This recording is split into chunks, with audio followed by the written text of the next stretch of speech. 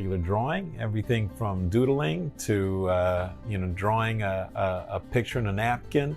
Differentiates from an architecture drawing is that an architecture drawing focuses and be able to represent what a building is going to look like. We have to be able to show in this drawing to the client what his building is going to represent, what it's going to include, what it is that it's going to, the message is going to send to the community.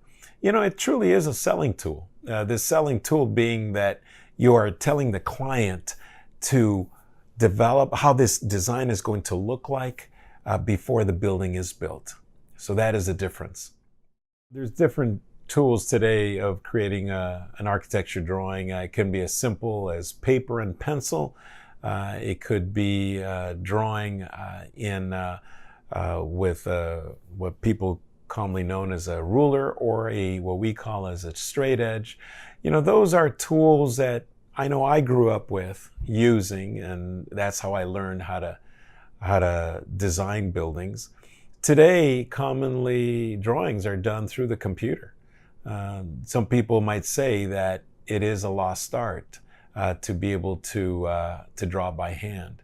However, it really is very, very important to remember that all architects learn how to design through paper and pencil.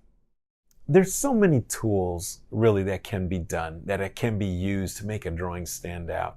And I remember when I started having children, and my little boy was a very, very good artist ever since he was a little boy.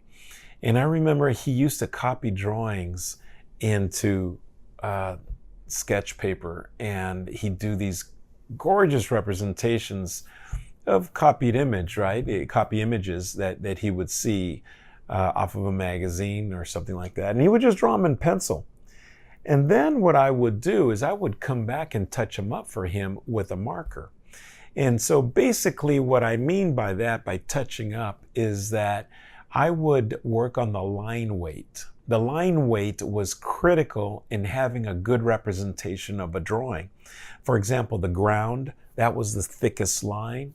Then you had the border of the building, or let's call it the silhouette of the building. That was the next level. That was the next thinnest line. And then you had planes in between the buildings that were the next level or thickness of the line. Smaller items that were on the same surface were the smallest or the thinnest line in the photograph, in the picture, in the drawing. And it was amazing the difference that it would make. You know, that is the simplest way to explain it. It is really, really a lot of fun, because you can go from a two-dimensional drawing, and these line weights will actually make it look three-dimensional. A lot of fun.